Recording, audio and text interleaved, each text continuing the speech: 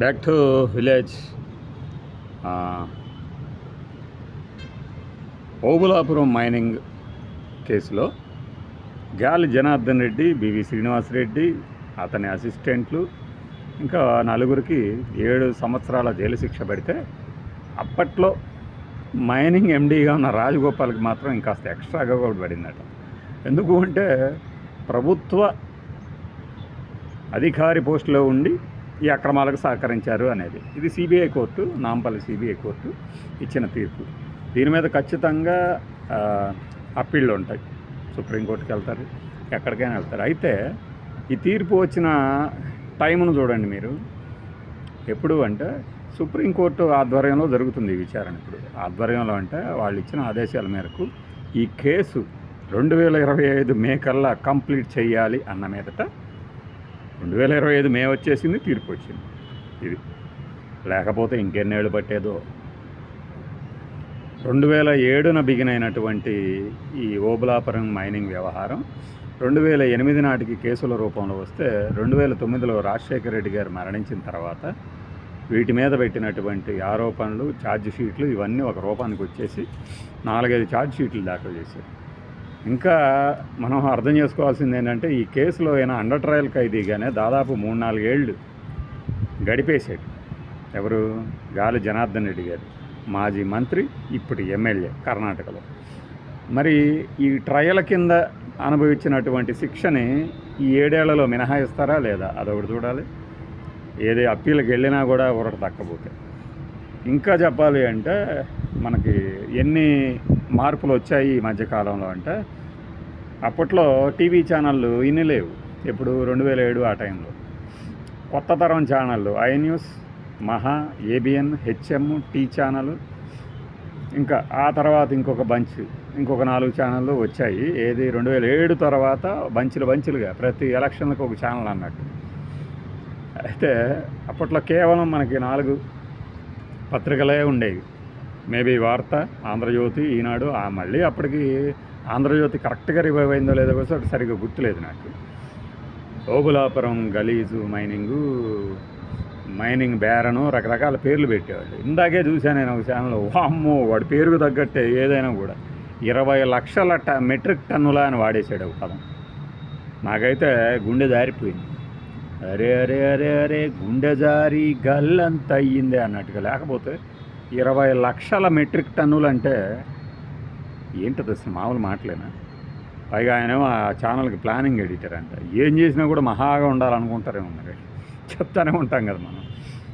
ఏం చేశారంటే 58 ఎకరాలు ఈ ఓబులాపురం మైనింగ్ కంపెనీకి మైనింగ్ చేసుకోమని ఇచ్చారు. అది కాకుండా ఈయన కర్ణాటక, ఆంధ్రప్రదేశ్ సరిహద్దులను కూడా ఆక్రమించేసేసుకొని యథేచ్ఛగా ఫారెస్ట్ భూముల్లో కూడా మైనింగ్ చేశారు. ఎంత చేశారంటే మొత్తం కలిపి 60 మెట్రిక్ టన్నుల ఇనప ఖనిజం, ఐరన్ ఓర్ని తవ్వి విదేశాలకు కూడా తరలిచ్చారంటే నాకు బాగా గుర్తు. అప్పుడు నేను చదివిన పేపర్లో ఆంధ్రప్రభలో మామూలుగా రాయలేదు అసలు. ఆంధ్రప్రభలో మామూలుగా రాయలేదు ఈ మైనింగ్ వ్యవహారం మీద. ఎంత తవ్విచ్చాడు, చైనాకి ఎక్స్పోర్ట్ చేసాడు, 1000 కోట్ల సామ్రాజ్యం, అక్కడికి వెళ్తే అది ఇదని. అంతేకాకుండా దాని మీద ఆరోపణలు చేసిన సమయంలో చంద్రబాబు నాయుడు గారిని ఈ గాలి జనార్దన్ రెడ్డి గారు అప్పుడు రాళ్లతో కొట్టిస్తా అని వార్నింగ్లు కూడా ఇచ్చాడు. వార్నింగ్లు ఇచ్చి ఆ తర్వాత జైల్లో పడిన తర్వాత బయటికి వచ్చిన తర్వాత అదే ఓపెన్ హార్ట్ విత్ ఆర్కేలో కూడా కూర్చొని అప్పుడు అలా అనిపించింది నాకు. తప్పు మాట్లాడాను, ఆ వయసు అలా నన్ను మాట్లాడనిచ్చింది అని చెప్పొచ్చు. గాలి జనార్దన్ రెడ్డికి సంబంధించి బాగా తెలుగు వాళ్ళకి ఎక్కువ కనెక్ట్ అయింది ఎక్కడంటే ఈయన బ్రహ్మణి స్టీల్స్ అని కడపలో కూడా స్టీల్ ఫ్యాక్టరీ పెడతాను. అందరికీ గుర్తుంటే అంటే అప్పటి నుంచి ఇప్పుడు దాకా ఫాలో అయ్యేవాళ్ళకి.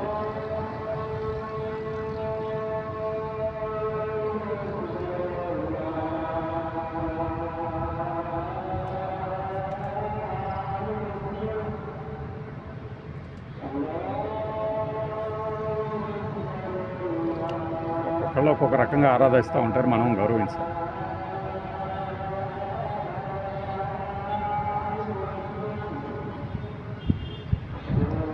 బ్రహ్మణి అంటే జనార్దన్ రెడ్డి గారి కూతురు రాజశేఖర రెడ్డి గారు ఈ ఓపెనింగ్కి కూర్చున్న సన్నివేశాలు గుర్తుండుంటాయి. ఈ కేసులో అరెస్ట్ అయిన తర్వాత జనార్దన్ రెడ్డి గారు అదే అమ్మాయికి పెళ్లి కూడా చేశారు. ఎంత కొన్ని కేజీల బంగారపు ఆభరణాలు అలంకరించి అని 2 నెలల క్రితమే అనుకుంటా మనం కూడా ఒక వీడియో పెట్టాం. ఏమని, మా బంగారం తుప్పు పట్టిపోతుంది, వాల్యూ తరిగిపోద్ది, దయచేసి ఫ్రీజ్ చేసి మాకు ఇప్పించండి అని ఈడీ ఫ్రీజ్ చేసిందని నాంపల్లి సిబిఐ కోర్టుకి చెప్పారు. వాళ్ళు పిటిషన్ వేసుకుంటే కుదరదు, ఈడీ కూడా మాది అంటున్నారు, అక్రమార్జనతో వచ్చింది కాబట్టి మేము తీసుకుంటాం అంటున్నారు, కాబట్టి కేసు తేలనియండి అప్పుడు చూద్దాం అన్నారు. సో ఇప్పుడు కేసు తేలింది, బంగారం అలానే ఉండిపోతుంది, మన మధ్యలో కొన్ని ఛాయాచిత్రాలు అలా ఉండిపోతాయి. ఏమని, ఆ వైభోగం కడపలో స్టీల్ ఫ్యాక్టరీ పెడతానన్న ఏమంటారు ఆ శంకుస్థాపన కార్యక్రమాలు, ఆ తర్వాత గాలి జనార్దన్ రెడ్డి హెలికాప్టర్లో దిగటము, తన చుట్టుపక్కల ఈ బాడీ గార్డ్స్తో నడుస్తూ వస్తున్న విజువల్, ఆ తర్వాత జైల్లో పడింది. ఈ మధ్యలో జగన్మోహన్ రెడ్డి గారిని కూడా అరెస్ట్ చేసినప్పుడు గాలి జనార్దన్ రెడ్డి అరెస్ట్ మీద అడిగితే వై యు ఆర్ ఆస్కింగ్ అనే జగన్మోహన్ రెడ్డి గారు అడిగింది, దాన్ని పట్టుకుని ఆ పేపర్లో రాసుకొచ్చినాయి. ఇవన్నీ ఏంటంటే ఈ సిరీస్ ఆఫ్ ఈవెంట్స్ని గమనించిన వాళ్ళకి అర్థమవుతుంది. మధ్యలో ఏంటంటే ఈ జీవోలు ఇచ్చినందుకు మైనింగ్ మంత్రిగా ఉన్న సబితా ఇంద్రారెడ్డి గారిని అయితే ఒక 2 ఏళ్ల క్రితం, సంవత్సరం క్రితం డిశ్చార్జ్ కూడా చేశారు ఈ కేసు నుంచి. ఆమెకి పూర్తిగా ఓడ దక్కింది. ఎందుకంటే ఆ రోజు ఇచ్చిన జీవో వేరు, వీళ్ళు మాట్లాడుకుంది వేరు, అది చేసింది వేరు అంటారు కదా. సో అలా ఒక రాజగోపాల్ గారికి శిక్ష పడింది, ఇప్పుడు ఈయనకి పడింది. అంటే సుప్రీంకోర్టు డైరెక్షన్స్ మేరకు జరుగుతున్నటువంటి కేసులలో ఇలా ఒక సత్వర న్యాయం అనొచ్చా దీన్ని? దాదాపు 15 ఏళ్ళు అని ఒకళ్ళు అంటాడు, ఒకడేమో 13 ఏళ్ళు అంటాడు. ఎన్నైనా కూడా ఏంటంటే 2008 నుంచి లెక్క పెట్టుకోండి మీరు. ఎన్ని ప్రభుత్వాలు మారిపోయినాయి, ఎంతమంది నాయకులు కనుమరుగయ్యారు, ఎన్ని పరిణామాలు రాజకీయ పరంగా జరిగినాయి. ఇప్పుడు ఈయన బీజేపీలో ఉన్నారు. మరి దీని మీద ఏమైనా ఊరట కానీ, పార్టీ నుంచి సస్పెండ్ చేయటం కానీ, ఇంకా పొలిటికల్గా అది బ్యాడ్గా అవుతుంది కాబట్టి దీన్ని ఏదో చేస్తాడు. ఏది, ఆయనకి మాకు సంబంధం లేదు, ఆయన ఎప్పుడో చేసిందని. పైగా అప్పట్లో ఓబులాపురం మైనింగ్ తాలూకు ఈ జరిగిందంతా ఎక్కడ జరిగింది, దాన్ని మనం సరిహద్దులు దాటారా లేదా అని చెప్పేసి నాగం జనార్దన్ రెడ్డి, ఎర్రబెల్లి దయాకర్రావు గారు ఉన్నట్టున్నారు. మరి వీళ్ళందరూ, కిషన్ రెడ్డి గారు, నారాయణ గారు, వీళ్ళందరూ కూడా వెళ్ళొచ్చారు. అప్పుడు వెళ్ళినప్పుడు ఇక్కడేం లేదు అని చెప్పేసి తేల్చేశారు అని కూడా అప్పుడు రాశారు. దాని తాలూకు కేసులే మొన్న మధ్య విజయవాడలో కొట్టేస్తే వీళ్ళందరూ కలుసుకున్నారు, పాత మిత్రులు అందరూ అని చెప్పేసి. అది ఇంత చరిత్ర అన్నమాట. అదే ఒకటి, తప్పు చేస్తే సరిగ్గా పోలీసులు చట్టం కనుక పనిచేస్తే ఏ రోజుకైనా శిక్ష తప్పదు అనడానికి ఇది ఒక నిదర్శనం. శిక్ష అనుభవిస్తారా లేదా, ఆ చట్టం ప్రకారమే బయటపడతారా, ఊరట దక్కుతుందా అన్నది కూడా ఇదే చట్టాలు చెప్తున్నాయి. అప్పటి కేసు ఒక రకంగా కర్ణాటక రాజకీయాలను, కాస్త కూస్త ఏపీ రాజకీయాలను కూడా శాసించినటువంటిది. ఒక జడ్జి ఆత్మహత్యకు కారణమైనటువంటి కేసు. ఆయన ఎలా అంటే పట్టాభి గారని అప్పట్లో కాస్త బెయిల్ ఇచ్చారు అనగానే ఆ బెయిల్ కేవలం జనార్దన్ రెడ్డి గారి బంధువులు ఎవరో కావాల్సిన వాళ్ళు అలా అరేంజ్ చేశారు, డబ్బులు తీసుకుని వస్తున్నాడు అని స్ట్రింగ్ ఆపరేషన్ చేస్తారు.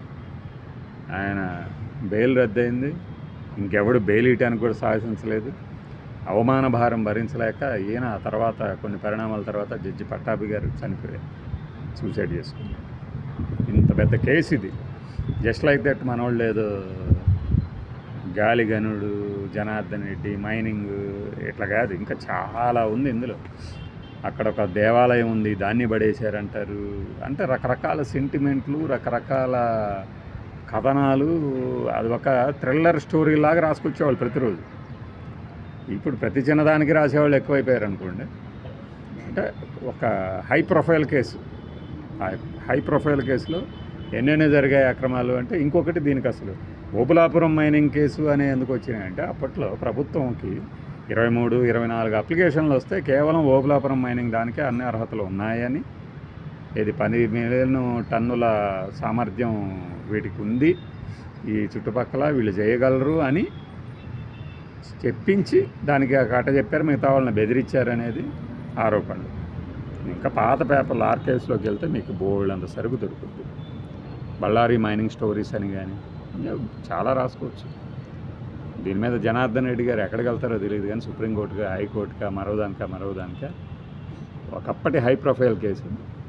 ఇప్పుడు ఎవరిని అరెస్ట్ చేసినా ఏముంది, పొలిటికల్ వెండట్టా కోసం అరెస్ట్ చేస్తున్నారని తప్పించేసుకుంటుంది.